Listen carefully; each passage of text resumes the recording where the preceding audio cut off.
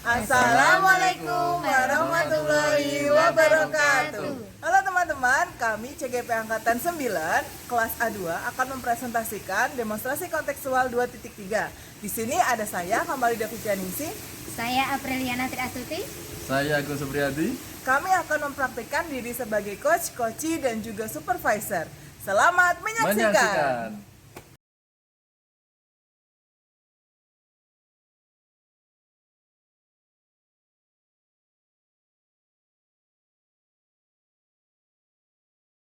Assalamualaikum warahmatullahi wabarakatuh, Pak Agung. Waalaikumsalam warahmatullahi wabarakatuh. Baik, gimana kabarnya Pak hari ini? Alhamdulillah baik, Kamalida. Oh iya, Alhamdulillah. Begini Pak, terkait rencana Bapak hari ini sebelum melaksanakan coaching, saya sebagai supervisor Bapak akan menyampaikan beberapa hal. Yang pertama terkait rubrik penilaian Pak.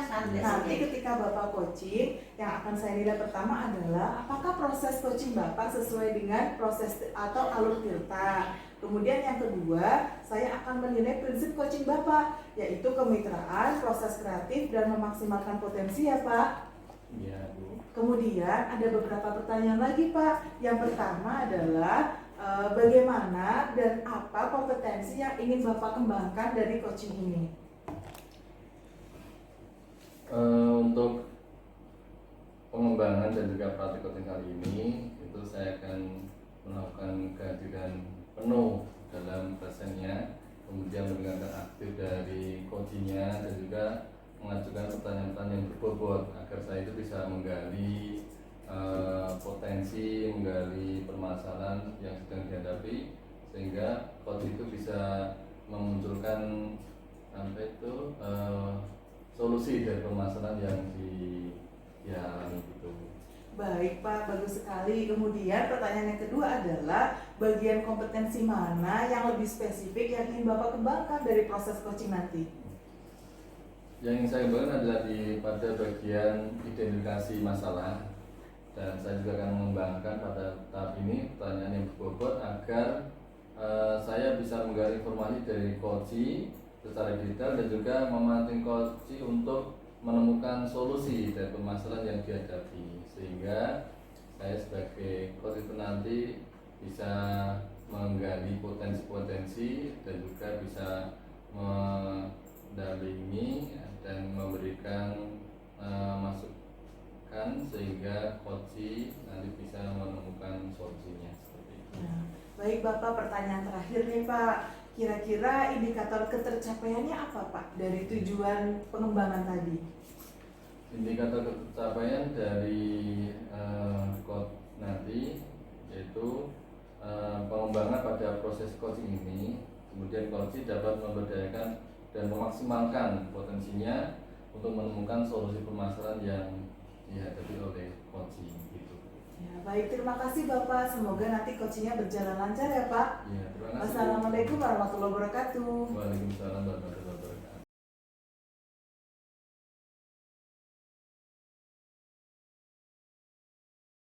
Assalamualaikum Pak Agung. Waalaikumsalam Bu April. Pak Agung, saya mau bercerita boleh nggak? Boleh banget ya. Saya itu ada permasalahan nih Pak.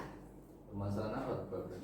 Gini Pak, akhir-akhir ini murid-murid saya itu kurang antusias Pak sama pembelajaran saya.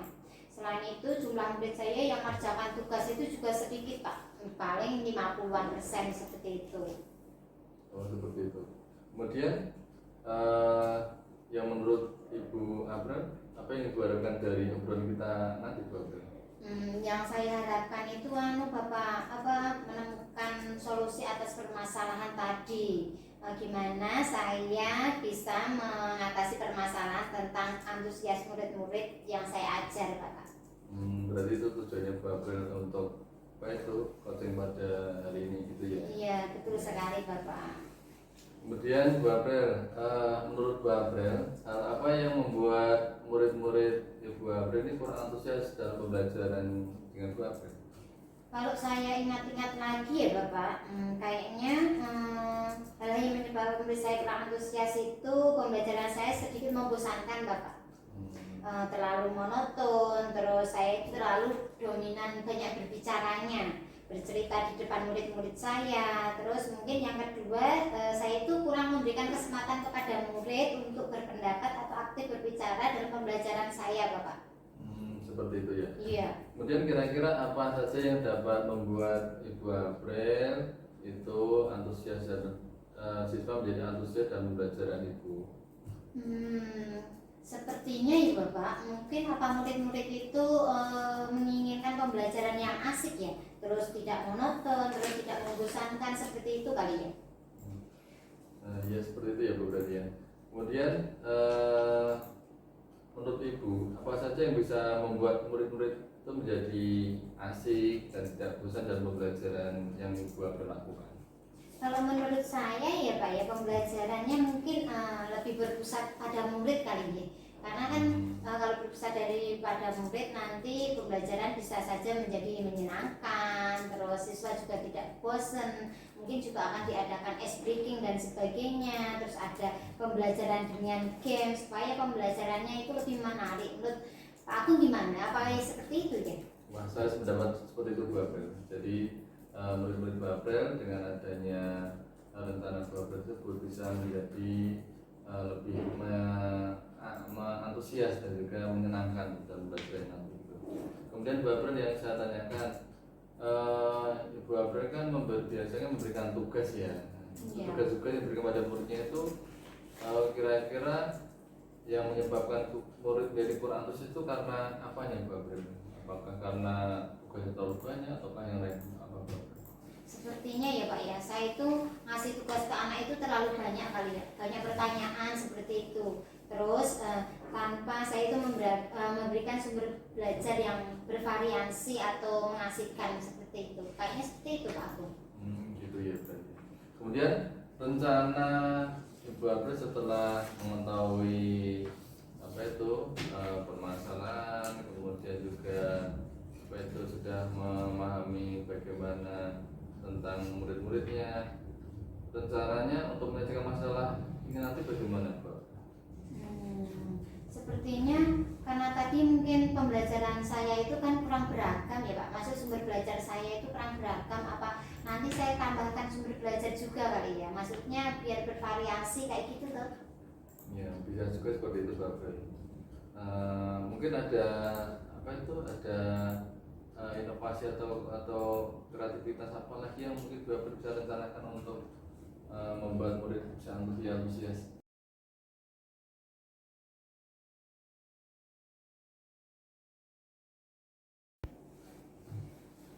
Kayaknya memang sumber belajar saya harus saya tambahkan Bapak, seperti video YouTube, terus artikel di blog atau tulisan ilmiah di internet. Atau bisa juga menggunakan aplikasi yang sedang tren saat ini, mungkin TikTok atau Reel di IG, kayak gitu Bapak. Wah, betul sekali itu Pak. Saya yakin bila Ibu sudah menggunakan berbagai macam sumber belajar yang bervariasi, itu akan membuat murid menjadi lebih antusias dan pembelajaran Bu April seperti itu. Kemudian lalu apa yang Ibu lakukan selain itu barangkali Bu April? Jadi gini, berarti yang saya lakukan atau saya rencanakan, saya akan tanya pembelajaran yang mengasihkan dengan menggunakan sumber belajar yang beragam Bapak, seperti video, terus TikTok, terus kemudian yang kedua saya akan memberikan tugas yang tidak terlalu banyak. Kemudian bentuk tugasnya juga sesuai dengan minat dan bakat murid-murid Bapak. Istilahnya saya akan melaksanakan pembelajaran yang berdiferensiasi, terus sehingga murid tidak terkesan bosan, tetapi mereka memang senang mengerjakan tugasnya seperti itu. Misal menggunakan bentuk drama, lagu, puisi dan sebagainya nanti Bapak. Betul Bapak. Jadi dengan rencana Bapak tersebut yang punya kreativitas, inovatif, kemudian juga berbagai macam sumber digunakan, itu kan nanti bisa membuat siswanya menjadi lebih antusias gitu ya. Kemudian Bu April yang saya tanyakan, apa komitmen Ibu April terhadap rencana Ibu April tersebut? Nanti saya berkomitmen untuk selalu membuat rencana pembelajaran yang mengasihkan Bapak, menggunakan banyak sumber belajar untuk mengeksplor materi sehingga murid-murid saya dapat menjalankan merdeka belajar Bapak. dan saya akan membuat murid-murid saya itu senang dalam kegiatan eksplor materi gitu, mengeksplor materi tanpa ada unsur paksaan. Saya akan serahkan pembinaan sumber belajar pada murid-murid saya tentunya. Wah, bagus sekali Bu Abel. Kemudian Bu Abel yang saya tanyakan, kira-kira nanti yang bisa mengingatkan, kemudian membantu Bu Abel dalam merencanakan itu siapa Bu Abel? Nanti yang bisa mengingatkan saya tentunya itu teman sebaya saya Bapak. Nanti kan sama-sama kita mengajar ya, mapelnya sama, nah itu bisa mengingatkan saya. Terus kita juga bisa berkolaborasi satu kelas, gimana melakukan pembelajaran. Nanti saya yang ngajar, beliaunya yang merefleksi, seperti itu Bapak. Saya sangat mendukung dengan rencana Bapak tersebut. Mudah-mudahan semua berjalan dengan lancar sesuai dengan harapan Ibu dan anak bisa menjadi lebih antusias. Kemudian dengan adanya perubahan yang awalnya itu kurang menyenangkan menjadi menyenangkan, yang awalnya siswa bosan menjadi tidak bosan, itu kan menjadi harapan Ibu seperti itu.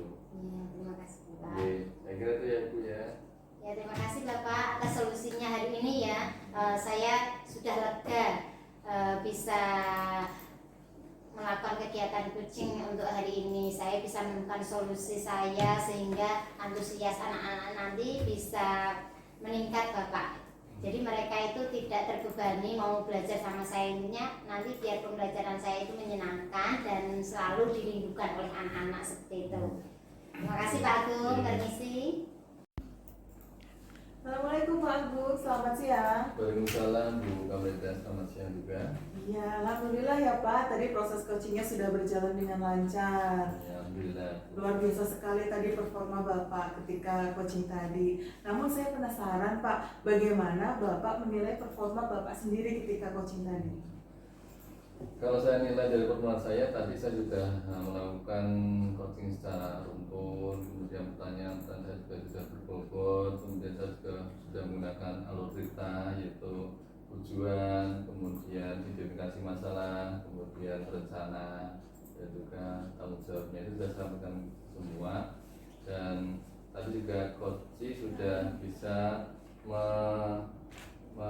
menggali permasalahannya, kemudian juga sudah bisa memunculkan rencananya dan juga bisa mempunyai tanggung jawab dari rencana aksi yang akan dilakukan. Lalu apa yang membuat Bapak menilai demikian Pak?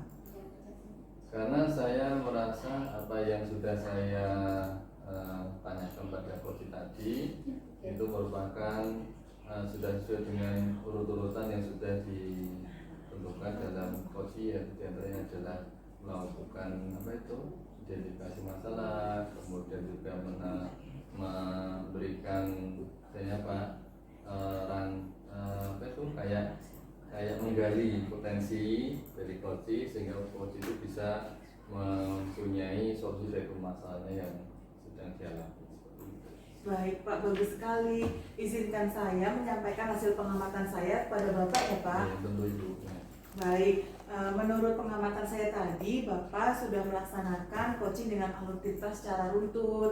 Bapak sudah bisa menggali pertanyaan berbobot, kemudian mengembangkan ke area yang seperti tadi yang Bapak ucapkan ini dikembangkan, sampai dengan Bapak mengarahkan coaching menemukan solusinya sendiri.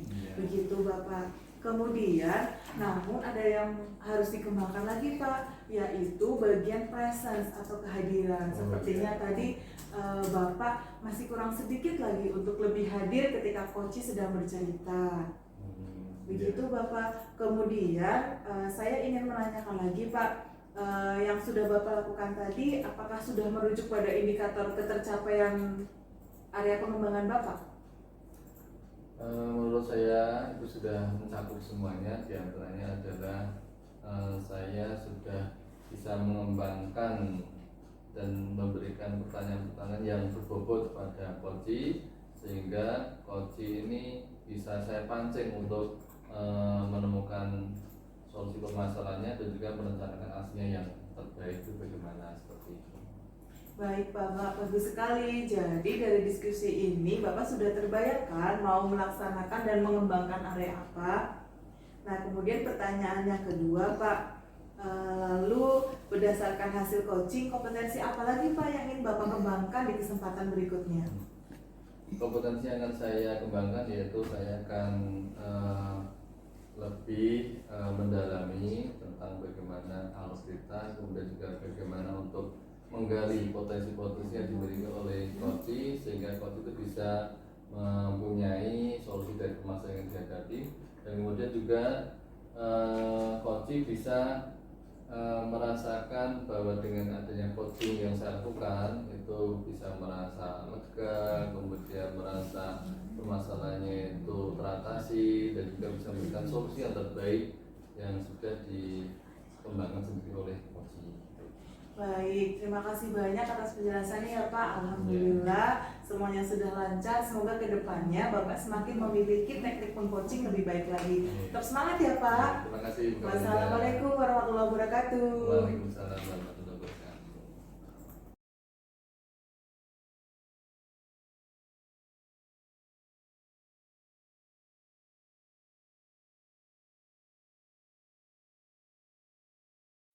Assalamualaikum Bu April. Waalaikumsalam Bu Amalida. Selamat siang Bu. Siang. Gimana kabar Ibu hari ini? Alhamdulillah saya sehat Ibu. Gimana ya, ada yang perlu saya bantu Bu Amalida? Kok sepertinya kok ada masalah seperti itu? Ada Bu. Jadi sebetulnya saya pengen ngobrol sama Ibu. Tapi Ibu sudah mau tidak ya? Oh, pas sekali Bu. Saat ini saya nggak ada kegiatan apa-apa, jadi Ibu bisa ngobrol sekarang. Baik Bu, saya mohon waktunya 15 menit aja Bu. Saya mau ngobrol sama Ibu ya. Oke. Jadi gini Bu, sebetulnya saya pengen ngobrol di kelas saya itu. Ada 3 siswa yang ketika pembelajaran itu mereka sama sekali tidak berantusias Bu. Saya tuh sampai bingung untuk menghadapi mereka seperti itu. Oh, seperti itu Bu. Nah, jadi tujuan obrolan kita kali ini apa Ibu? Jadi tujuannya saya ingin mencari solusi bagaimana cara supaya 3 murid saya ini lebih antusias dalam pelajaran saya Bu. Oh, seperti itu. Oke. Jadi ceritakan kronologisnya atau peristiwanya yang mendetail Ibu, biar saya itu tahu gimana anak kok kurang antusias seperti itu. Baik Bu, jadi di kelas saya kelas 10-3 ada 3 siswa, namanya Ma'ruf, Wiwit, sama satunya itu Satya. Nah, 3 siswa ini adalah siswa yang ketika mata pelajaran saya, mereka sama sekali tidak berantusias. Bahkan ketika saya menayangkan PowerPoint, saya menayangkan video, mereka sama sekali tidak ada, seperti tidak hadir gitu Bu. Jiwa raganya ada di kelas, tapi jiwanya nggak ada dan mereka nggak fokus gitu Bu. Kira-kira kenapa ya Bu ya kok siswa itu kurang antusias di pembelajaran Ibu? Mungkin saya belum menggali gaya belajarnya Bu. Selama ini gaya belajar yang Bu Amalida lakukan seperti apa? Kalau dari hasil tes BP itu murid harusnya sih dikelompokkan menjadi 3 kelompok gaya belajar Bu. Ada kelompok visual, auditori, dan kinestetik. Mungkin Ma'ruf, Satya, sama Wiwit itu masuk kinestetik kali ya Bu. Sehingga mereka ketika ditayangkan visual, auditori saya ceramah, mereka nggak nyambung, mereka nggak senang Bu, nggak antusias. Berarti selama ini Bu Amalida cuma melakukan kegiatannya, maksudnya pembelajarannya misalkan cuma satu model pembelajaran seperti itu. Betul Bu, dan saya belum pernah untuk menginstruksikan mereka untuk mempraktikkan. Jadi misalkan pelajaran saya kan sosiologi ya Bu, ada penelitian, praktek wawancara, nah, mungkin itu akan membantu mereka, tapi selama ini saya hanya memberikan teori aja, gitu Bu. Kira-kira siswa itu yang diinginkan apa Ibu biar antusiasnya itu kembali ke lebih meningkat agar mengikuti pembelajarannya Bu Amalida dengan senang seperti itu? Baik Bu, indikator keberhasilannya adalah siswa menjadi lebih antusias, lebih fokus, lebih semangat dalam pembelajaran Bu. Tentunya mungkin karena mereka kinestetik Bu. Seperti itu. Terus rencana Ibu Amalida apa? Rencana saya akan mempraktikkan bagaimana langkah-langkah pendidikan sosial itu Bu, dimulai dari siswa belajar observasi dan siswa belajar wawancara. Strateginya untuk strategi yang lebih fokusnya? Strateginya mungkin siswa akan saya bagi ke dalam 3 kelompok gaya belajar. Lalu masing-masing dari kelompok itu akan mempraktikkan bagaimana cara observasi dan wawancara masing-masing. Saya setuju seperti itu Bu. Kira-kira nanti kita membutuhkan waktu berapa lama Bu Amalida untuk mencipta seperti itu? Mungkin 1 minggu Bu, karena jam pelajaran saya itu 4 CP 1 minggu Bu, jadi mungkin 2 pertemuan. Apa komitmen Bu Hamalida untuk melakukan rencana tadi Bu? Baik Bu, komitmen saya adalah siswa menjadi lebih antusias, lebih fokus, lebih aktif, dan dia tertarik dengan pelajaran saya. Bagus sekali, saya juga setuju seperti itu Bu. Nanti kira-kira siapa yang bisa mengingatkan Ibu atas komitmen ini Bu? Baik, mungkin yang bisa mengingatkan saya adalah satu kakak kurikulum. Kebetulan di sekolah saya sedang mempraktekkan pembelajaran sosial emosional Bu. Jadi sebelum pelajaran, saya nanti akan menerapkan pembelajaran sosial emosional dulu, di mana teknik stop akan saya lakukan. Setelah itu baru saya bagi gaya belajarnya. Nah, setelah kurikulum nanti yang bisa membantu saya adalah rekan sejawat guru mapel sosiologi. Nanti beliau yang akan mengobservasi saya dan memberikan refleksi pembelajaran saya. Bagus sekali Bu. Terus ini kan nanti apa yang dirasakan Ibu setelah kegiatan coaching ini? Alhamdulillah Bu, saya menjadi senang, saya menjadi lega, saya tercerahkan Bu. Jadi selama ini saya itu mengajar hanya dengan satu gaya belajar Bu. Seharusnya itu kan siswa punya gaya belajar yang berbeda ya Bu. Berarti saya menyesuaikannya. Dan untuk membuat siswa hadir di kelas, mungkin dengan pembelajaran sosial emosional Bu. Ya bagus, saya Terima juga kasih setuju, ya Bu. Sama-sama Bu, semoga nanti rencana ini bisa berjalan dengan lancar ya Ibu ya. Amin.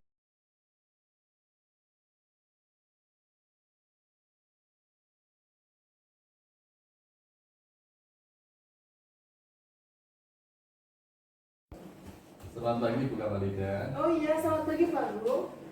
Ini Bu Kamalida, ini saya punya permasalahan tentang anak saya yang di kelas 6. Itu dalam praktek itu kok tidak bisa seperti harapan saya ya Bu Kamalida.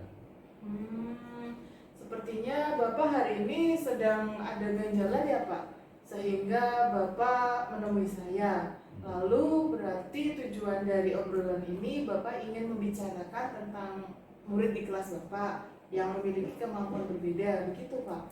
Iya Bu, saya itu merasakan saat praktek itu ada yang siswa itu harus ngajari dari nol, dari megang mouse, ada juga yang sudah sampai bisa membuat undangan.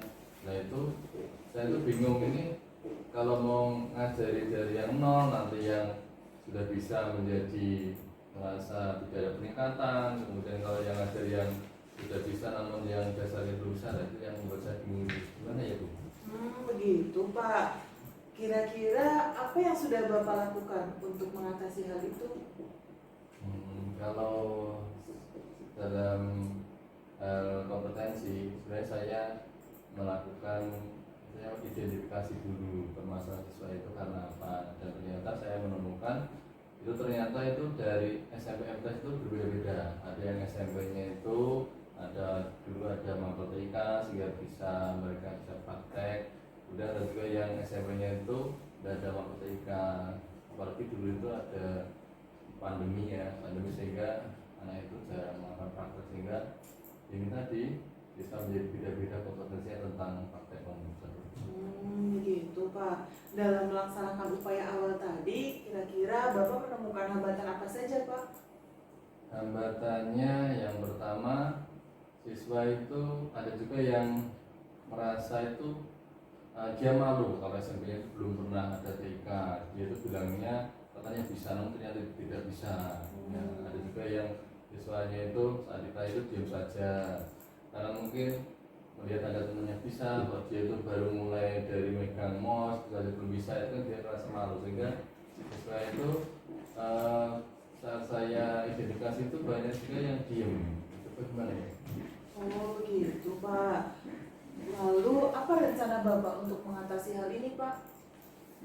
Kalau rencana saya akan membuat siswa itu, pertama saya mulai dari dasar dulu, kemudian dari dasar itu saya melakukan observasi, kemudian identifikasi, mana siswa yang sudah bisa, mana siswa yang sedang, dan mana juga siswa yang baru tahap dasar.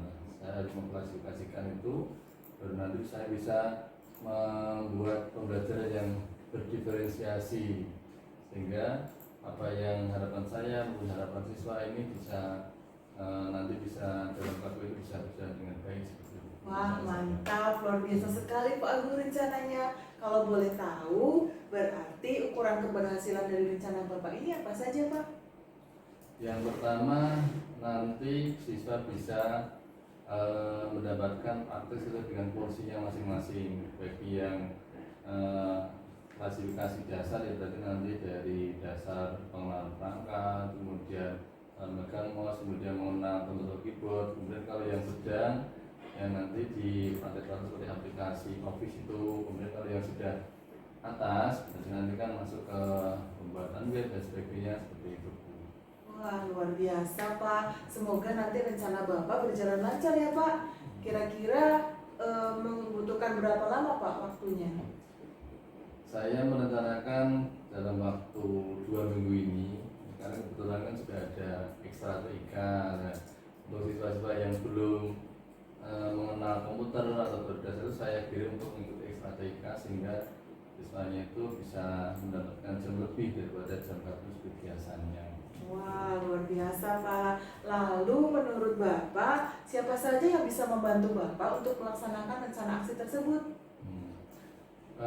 Di sekolah kan ada 5 guru TK, dan saya bekerjasama dengan rekan-rekan lainnya yang bisa membantu saya untuk mendampingi saat adanya ekstra, kemudian saat adanya KB, ya saya bisa untuk meminta bantuannya agar bisa mengidentifikasi dan juga bisa memberikan pendampingan pada siswanya saat praktek. Karena saat praktek itu kan ada 36 siswa. Kalau saya sendiri itu kan juga kurang bisa mencakup semua. Oleh karena itu perlu adanya teman-teman yang bisa membantu saya untuk melakukan diferensiasi pembelajaran. Wah, baik sekali Pak. Berarti Bapak memang nantinya akan berkolaborasi ya Pak dengan teman-teman satu rumpun mapel. Lalu menurut Bapak, apa sih tindak lanjut dari rencana aksi tersebut Pak? Tindak lanjut yang akan saya lakukan, saya akan melakukan tadi ya, mulai dari identifikasi, kemudian setelah itu melakukan kolaborasi dengan teman-teman sejawat. Kemudian setelah itu saya akan melakukan pembelajaran yang berdiferensiasi, yang nanti harapannya siswa bisa sesuai dengan porsinya masing-masing dalam pembelajaran, terutama pada saat praktek. Karena ilmu komputer adalah ilmu penerapan, sehingga kalau siswa tidak bisa praktek ya dapat dikatakan pembelajarannya belum berhasil. Karena itu tindak lanjutnya ya saya akan melakukan hal tersebut. Wah, keren banget Pak. Berarti saya tunggu kelanjutannya 2 minggu lagi ya Pak, hasil dari proses pendampingan individu dari anak-anak tersebut. Lalu berarti sekarang Pak Agung sudah punya dong solusi tentang permasalahan Bapak. Kira-kira tadi solusinya apa saja Pak? Sudah saya temukan solusinya. Yang pertama, saya akan melakukan identifikasi, kemudian klasifikasi kemampuan peserta didik, ada yang dasar, sedang.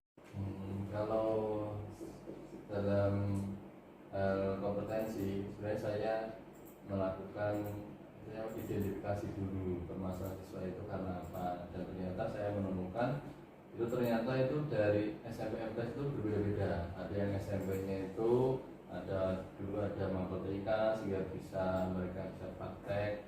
Kemudian ada juga yang SMP-nya itu tidak ada mapel TK, apalagi dulu itu ada pandemi sehingga anak itu jarang melakukan praktek, sehingga ini tadi bisa menjadi beda-beda kompetensinya tentang praktek komputer. Gitu Pak. Dalam melaksanakan upaya awal tadi, kira-kira Bapak menemukan hambatan apa saja Pak?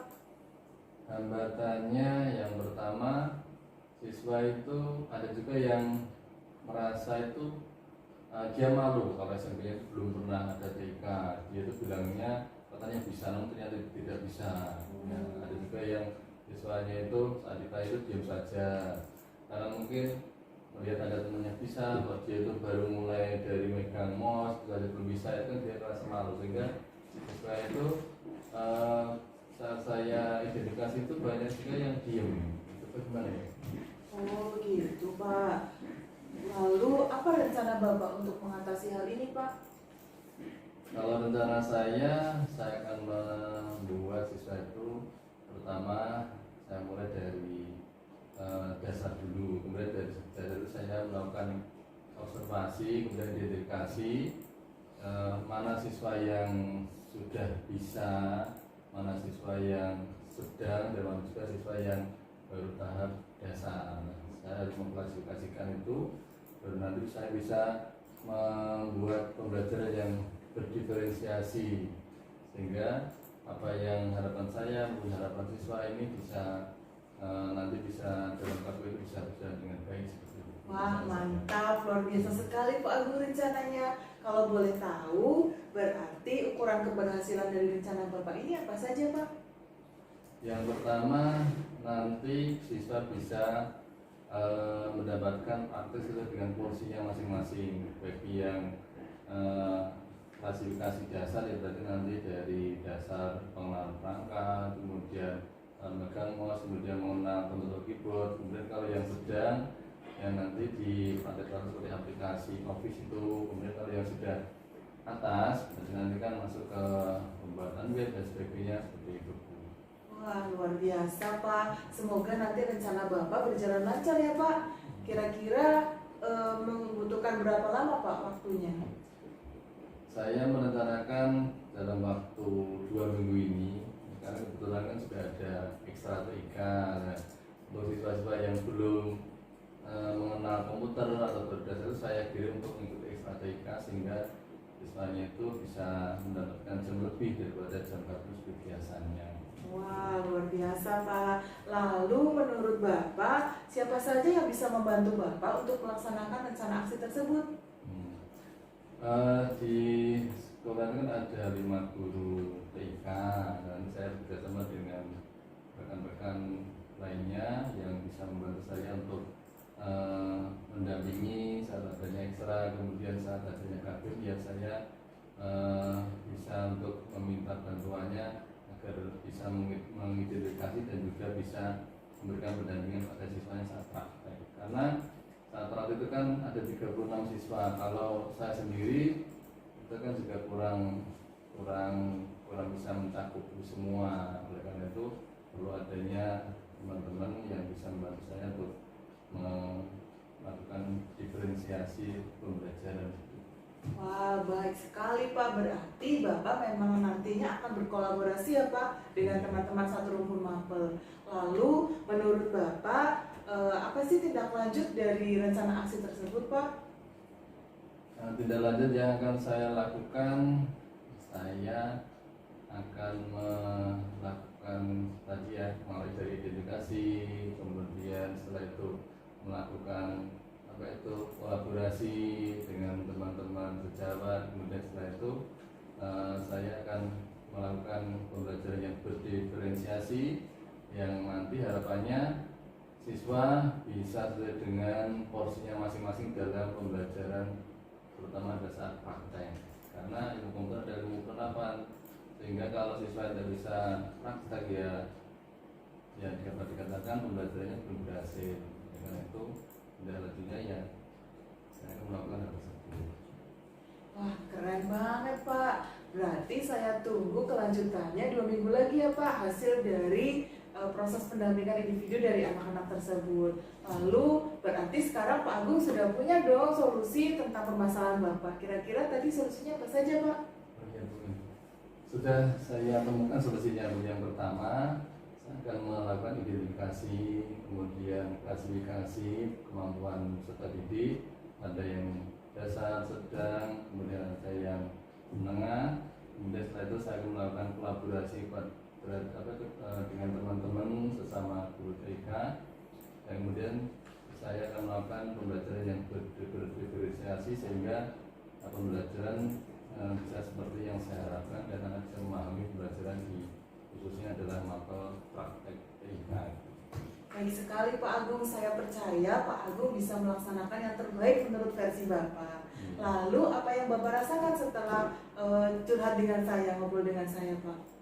Yang saya rasakan, saya merasa lega, bisa belajar pada Kamalida. Kemudian dengan coachnya Kamalida ini saya bisa menemukan solusi, menemukan jalan keluar dari permasalahan yang saya hadapi, terutama di saat saya praktek TK. Wah, keren sekali Pak. Saya tunggu cerita Bapak. Tetap semangat ya Pak untuk mencerdaskan anak bangsa. Ya.